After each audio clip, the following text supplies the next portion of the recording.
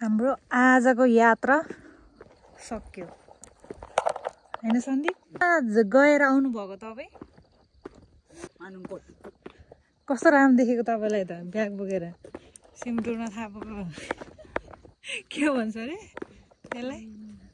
ह डोना थापेको के भन्छ रे? सिम कपी कपी बो त्यस्तो नि हुन्छ र? यस्तो छ बाटो यार डेन्जर। फर्स्ट टाइम यस्तो बाटोमा यात्रा गरियो बुढाबुढी।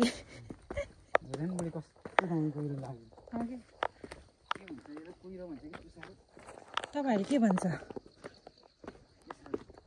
कुसाल अन्त हुस्सा लाग्यो भन्छ। जिन्दगीमा सोचेको थिएन कि यस्तो पनि यात्रा गर्छु होला भनेर। मेरो बुढोले त यस्तो ठाउँ मलाई घुमाउनु ल्याउनु भयो।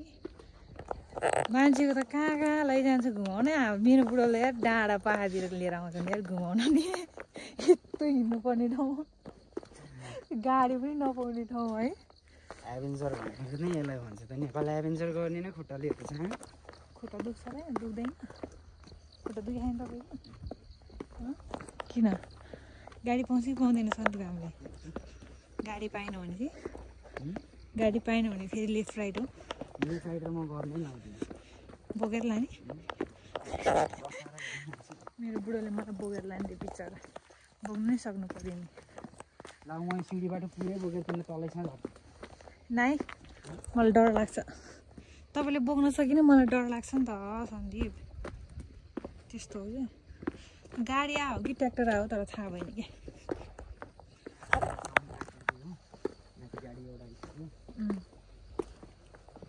कस्तो सुयो भयो नि तर ठाउँ चाहिँ दामी लाग्यो। के गर्नु त नि यस्तै छ बाटो।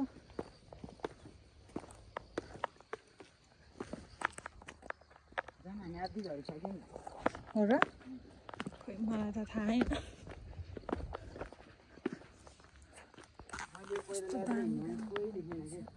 हजुर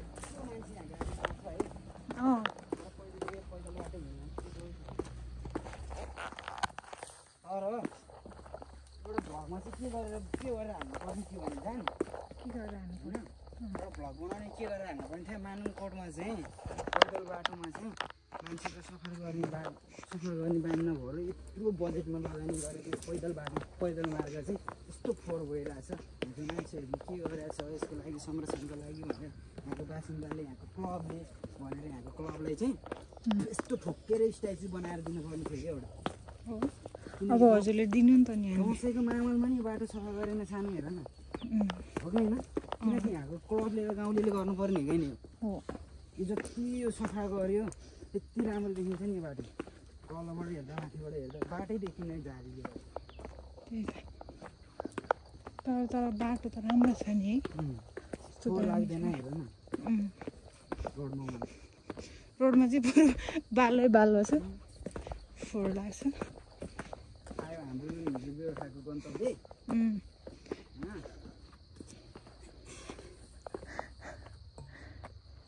फुल राखिदिनु लाग्यो।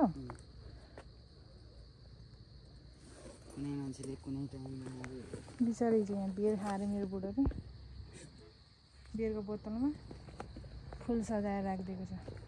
यस्तो बाटोमा गयो हामी। सन्दीप वहाँ पुगिसक्यो। हिजोको फेरि नबजाउने सन्दीप यहाँ भाइ। योबाट चाहिँ फेरि बजाउँछ। म चाहिँ हजुरहरूलाई एकछिनमा देखाउँछु है। ट्याप ल मेरो बुढाले चाहिँ फेरि बजाउनु भयो। पहिला चाहिँ गाउँमा के गर्थ्यो भने यस्तै घाँसको त्यो घाँस पनि देखाउनु पर्छ नि त। पुरै फेरि बजाउँथ्यो कि। मैले सिकाएको मेरो सन्दीपलाई बिचरा। यो घाँसको चाहिँ यस्तो आउँछ अनि यसको चाहिँ यस्तरी बज्छ कि। त्यो नि कसले सिकाएको भनिदेऊ न? मेरो बेबीले। सन्दीपलाई मैले पहिलाको त्यो कुराहरू चाहिँ बिचरालाई थाहा छैन रहेछ। हामी गोठालो जाँदाखेरि चाहिँ कति के त्यसको पातको चाहिँ एउटा के हो फल छ होइन पातमै। अनि त्यसको एउटा टोप्रो निकाल्यो भने चाहिँ त्यो बजाउँछन् कि सिटी बज्छन् कि। तल चाहिँ जोड छ गाडी हिँड्दैछ तर अहिले आउने मान्छेलाई यो भ्यू कामै छैन कि होइन त्यही पनि आज मान्छेहरू बस्नुहुन्छ भने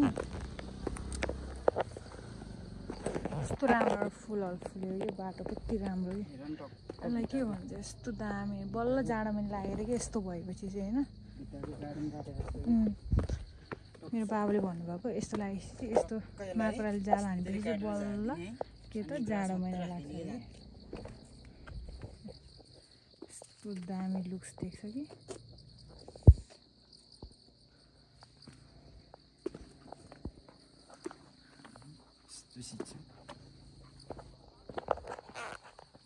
जे जस्तो भयो नि यात्रा चाहिँ राम्रै भयो जे होस् बुढाबुढीको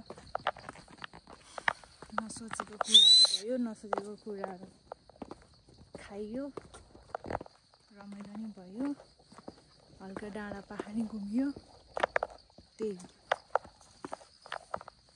खुट्टा पनि यस्तो दुखिरहेको छ लास्ट त्यही लास्ट दुखियो क्या जुत्ता सानो भएको खोइ के थाहा जुत्ता सानो भयो ओह्रालो हिँडेपछि दुख्छ नि त थाहा होइन गाडी आउँछ होला सायद गाडीमा देखाउँला ओके बाई बाई बल्ल के त रोडको बाटो आइयो तर गाडी चाहिँ आएन फेरि अलिकति उहाँ तल फाइनली गाइज अलिकति हिँड्नु पर्ने भयो कति फाइनली अलिकति हिँड्नु पर्ने भयो 5-10 मिनट जति ठिक छ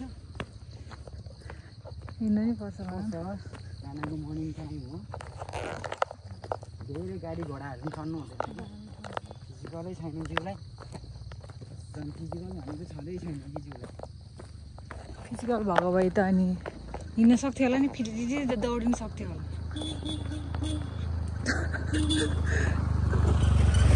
यस्तो दामी स्कुटरहरू हिँड्छन् हामी चाहिँ हिँड्नु परेको छ यहाँ जिन्दगीभरिलाई साँची राखौँला तपाईँले डायल गर्नुभएको सन्दीप त्यहाँ अम्बो पाकेको छ कि टिप्दिनु न उता हेर्नु न उतानिर एउटा अम्बो ल्याइदिनु त बाटोबाट जानु न जानु न भित्र बाटोबाट त्यहाँनिर एउटा अम्बो देखिरहेछ जानु नि ल्याइदिनु त्यहाँनिर